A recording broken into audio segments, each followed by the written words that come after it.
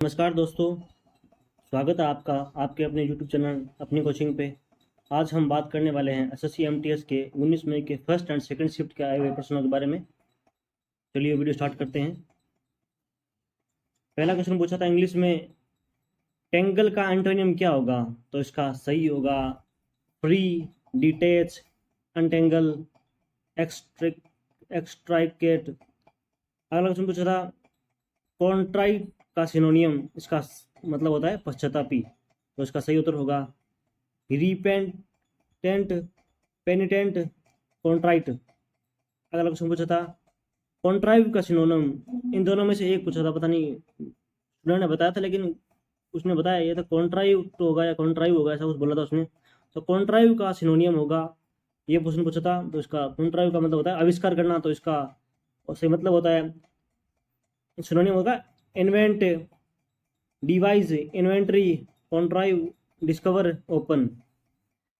अगला क्वेश्चन पूछा था एप्रोप्राइट का सिनोनियम क्या होगा? तो इसका सही उत्तर होगा सुटेबल, मीट, प्रॉपर और फिट।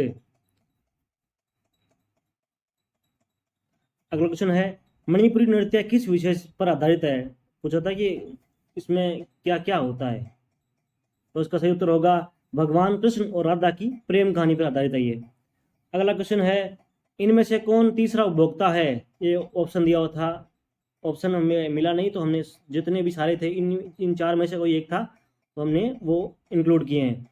तृतीय श्रेणी के उपभोक्ता वे होते हैं, वे सभी जंतु जो भोजन के लिए द्वितीय श्रेणी के उपभोक्ता पर निर्भर होते हैं, उन्हें शीर्ष श्रेणी का उपभोक्ता कहते हैं, जैसे बाज, गिद्ध, शेर, भालू आदि जो मीट मांस खाते हैं। अगला क्वेश्चन है वर्ष 2022 में लोकसभा सीट किस नगर निगम से संबंधित अधिनियम है? तो इसका सही उत्तर होगा दिल्ली नगर निगम। अगला क्वेश्चन पूछा था 2000 वर्ष पूर्व पाषाण वंश की राजधानी क्या थी? तो इसका सही उत्तर होगा मथुरा। मथुरा की दो राजधानी थी, इसकी दो राजधानी थी, जो उत्तरी भारत में पूरा पाषाण और मथुरा थी वो प्रशासन दोनों ने किया था। अगला क्वेश्चन पूछा था 1793 का एक्ट कौन सा था? तो इसका सही उत्तर होगा 1793 के चार्टर एक्ट द्वारा भारत में व्यापार की पूरी ब्रिटिश प्रजा को खोल दिया गया था। तो 1793 का एक्ट था वो चार्टर एक्ट था, जो कि 1857 की क्रांति के समय समाप्त हो गया था। अगला क्वेश्चन है क्षत्रिय नृत्य का संबंध किस व्यक्ति से है? तो इसका सही उत्तर होगा असम के महान सुधारक, समाज सुधारक और वैष्णव संत महाराज महापुरुष शंकरदेव ने से संबंधित है। ये संक्रिय है, ये क्षत्रिय नहीं संक्रिय ने। अगला क्वेश्चन है मार्मा गोवा बंदरगाह कहाँ पर स्थित है? तो इसका सही उत्तर होगा भारत के पश्चिमी तट पर गोवा राज्य में। अगला क्वेश्चन पूछा था भारत की जलीय रेखा से लगे हुए देश कौन से हैं? तो इसका सही उत्तर होगा ऑप्शन में दिया हुआ था म्यांमार। वैसे सभी की बात करें तो भारत की जलीय सीमा समुद्री सीमा से लगे हुए 7 पड़ोसी देश हैं, Pakistan, Bangladesh, Myanmar, Thailand, Indonesia, Sri Lanka और मालदीव है। भारत के पड़ोसी देशों में 3 देश यथा पाकिस्तान, बांग्लादेश और म्यांमार ऐसे भी हैं जिनके स्थल और समुद्री दोनों सीमाएं भारत से मिलती हैं। बांग्लादेश की सबसे अधिक जलीय स्थलीय सीमा है वो है 4096 किलोमीटर। अगला क्वेश्चन की बात करें ट्रैक फील्ड से संबंधित धावक कौन है? तो इसका सही उत्तर होगा मिल्खा सिंह। और बात करें तो उन्होंने रोम में 1960 के ओलंपिक खेलों में 400 मीटर की दौड़ में चौथा स्थान हासिल किया था। आगे बात करें तो असद अली खान का संबंध किससे है? तो इसका सही उत्तर होगा ये वो वीणा वादक थे। और बात करें तो आकाशवाणी और दूरदर्शन के उच्चारण के कलाकार इन्हें रुद्र वीणा वादक के नाम से भी जाना जाता था। अगला क्वेश्चन पूछा था क्षेत्रफल की दृष्टि से भारत का विश्व में कौन सा स्थान है? तो वो है 7वां स्थान। अगला क्वेश्चन 2021 में मेजर ध्यानचंद पुरस्कार किस क्रिकेट खिलाड़ी को दिया गया था? तो वो था मिताली राज। अगला क्वेश्चन है संविधान का अनुच्छेद 40 किससे संबंधित है? तो वो है ग्राम पंचायत के संगठन से। दोस्तों ये क्वेश्चन कल भी पूछा गया था और आज फिर पूछ लिया गया है, तो हमारे आज के इस सेशन को जरूर देख के जाएं, ताकि कल आने वाले एग्जाम में परसों में आपको यहाँ से 5-6 क्वेश्चन जरूर मिल जाएंगे आपको। अगला क्वेश्चन है जनसंख्या विस्फोट वर्ष किस वर्ष था? तो वो था 1951 से 1981 वर्ष के बीच में पीक टाइम था जनसंख्या विस्फोट। उस टाइम जनसंख्या वृद्धि बहुत हुई थी। तो उसके बाद इंदिरा गांधी की सरकार आई थी, उन्होंने वो नियम लगाया था नसबंदी वाले, उस टाइम थोड़ा कम हुआ था।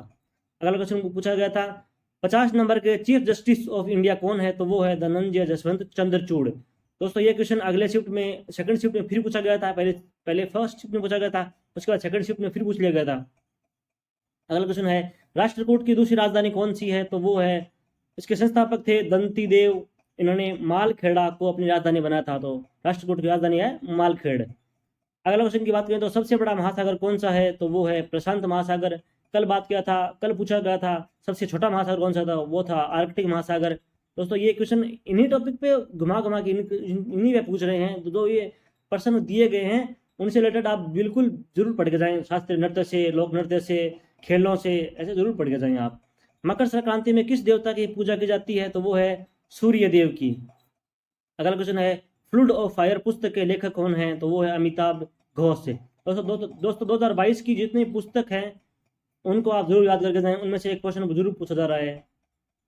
अगला क्वेश्चन है FATF ने 2022 में किस कंट्री को ग्रे लिस्ट से बाहर किया है, तो वो है पाकिस्तान को।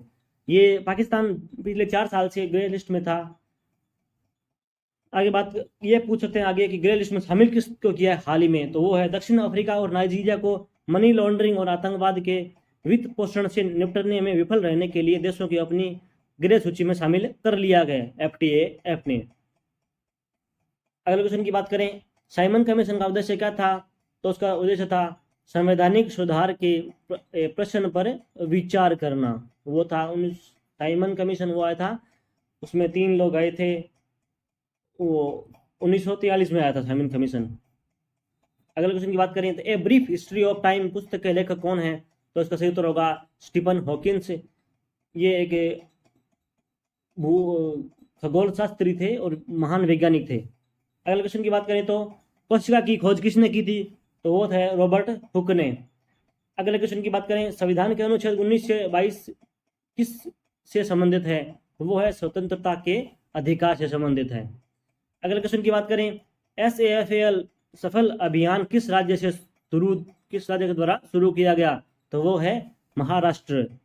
आगे बात करें तो महाराष्ट्र सरकार ने केंद्र सरकार के प्रमुख स्वच्छ भारत अभियान की तर्ज पर स्वच्छता शताब्दी योजना शुरू की है। इस योजना को तत्कालीन मुख्यमंत्री देवेंद्र फडणवीस ने अभिनेता आमिर खान के साथ लॉन्च किया, जो मुंबई में स्वच्छ भारत अभियान के ब्रांड एम्बेसडर भी हैं। अगले क्वेश्चन की बात करें तो गांधी सागर बांध किस नदी पर बना हुआ है, तो वो है चंबल नदी पर। गांधी सागर बांध है वो राजस्थान में बना हुआ है। अगले क्वेश्चन की बात करें तो हेलोवीन दिवस कब मनाया जाता है, तो वो है ईसाई समुदाय में सेल्टिक कैलेंडर के आखिरी दिन यानी 31 अक्टूबर को। आगे बात करें तो अली वर्दी खान के बाद बंगाल का नवाब कौन बना था, तो वो थे नवाब सिराजुद्दौला, जो कि 1756 में बने थे बंगाल के नवाब। अगले क्वेश्चन की बात करें तो केलुचरण महापात्र का संबंध किस नृत्य से है, तो वो है ओडिसी नृत्य। अगले क्वेश्चन की बात करें तो सत्रिया नृत्य किस राज्य से संबंधित है, तो वो है असम का। ये शास्त्रीय नृत्य है भारत के 8 शास्त्रीय नृत्य है, उनमें से सत्रिय नृत्य भी एक है। दोस्तों शास्त्रीय नृत्य और लोक नृत्य के लिए हमारा एक वीडियो है, तो वो आप जरूर देख जाएं, जो अभी कल ही पोस्ट किया है हम लोगों ने।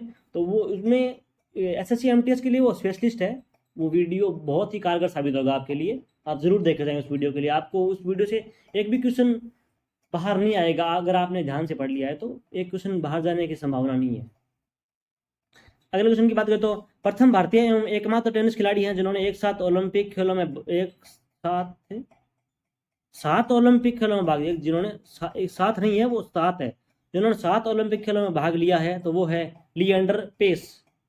लिएंडर पेस ऐसे खिलाड़ी हैं, टेनिस खिलाड़ी हैं जो जिन्होंने 7 ओलंपिक खेलों में भाग लिया है।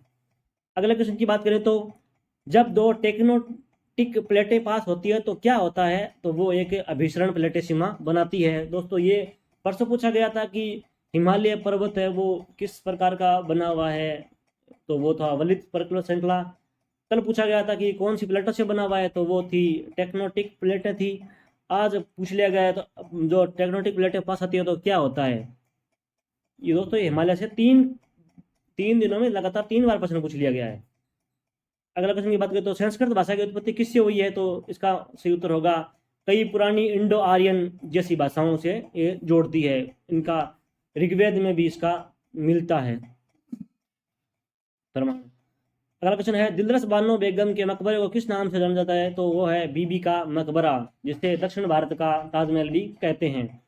अगला क्वेश्चन की बात करते हैं, इल्बर्ट बिल किससे संबंधित है? तो वो है लॉर्ड रिपन के समय 1833 में इसको पारित किया गया और इसका उद्देश्य था न्यायाधीशों को अदालतों में ब्रिटिश से जुड़े मामलों में मुकदमा चलाने की अनुमति। अगले क्वेश्चन की बात करें तो किस राज्य ने SAFL पोर्टल लॉन्च किया है? तो वो है उड़ीसा के मुख्यमंत्री, उड़ीसा है इसका उत्तर।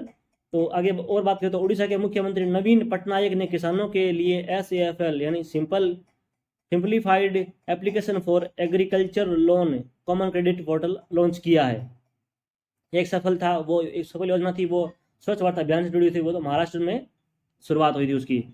अगले क्वेश्चन की बात करें तो नबार्ड में आर क्या दर्शाता है? तो इसका नबार्ड के फुल फॉर्म है national bank of agriculture and rural development. तो आर का मतलब होगा रूरल यानी ग्रामीण।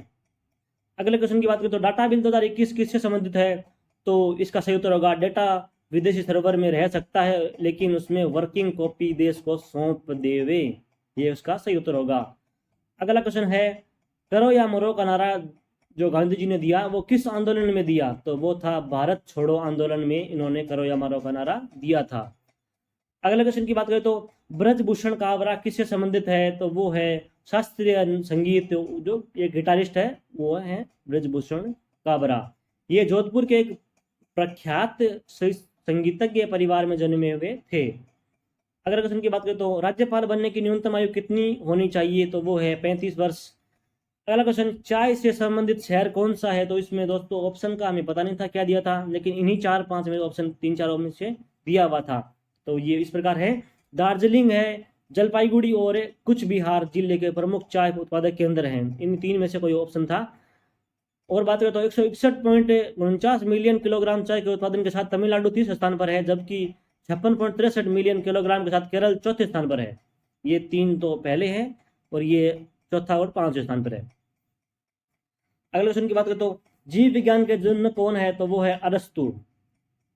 अगला क्वेश्चन ऑपोजिट का सिनोनियम, अपोजिट का मतलब होता है विलोम, और सेम, लाइक, आइडेंटिकल वो है इसका सिनोनियम होगा। अब ऑपोसाइड का अच्छा एंटोनियम बता देगा। अच्छा सॉरी, अपोजिट का एंटोनियम सिनोनियम पूछा था, मैंने एंटोनियम लिख दिया यहाँ पे। अगला क्वेश्चन की बात करते हो हाइप्ड का एंटोनियम क्या होगा? तो हाइप्ड का मतलब होता है बात को बढ़ा चढ़ा के बोलना या प्रचार करना। तो इसका एंटोनियम होगा प्ले डाउन यानी बात को कम करके दिखाना। अगला क्वेश्चन है भारत के 50वें CGI कौन बने हैं? तो वो हैं भारत के 50वें और वर्तमान मुख्य न्यायाधीश धनंजय यशवंत चंद्रचूड़ हैं। इन्होंने 9 नवंबर 2022 को भारत के 50वें मुख्य न्यायाधीश के रूप में शपथ ली है। दोस्तों ये इससे पहले इनके पिताजी VV चंद्रचूड़ जो 24वें CGI थे, अब ये 50वें CGI बने हैं, जो पहली बार भारत के इतिहास में जो पिता और पुत्र दोनों ही CGI बने हुए हैं, चीफ जस्टिस ऑफ इंडिया। दोस्तों ये था हमारा आज का 19 मई का फर्स्ट एंड सेकंड शिफ्ट का वीडियो आपको अगर पसंद आए तो लाइक शेयर और सब्सक्राइब कर लीजिए। थैंक यू दोस्तों।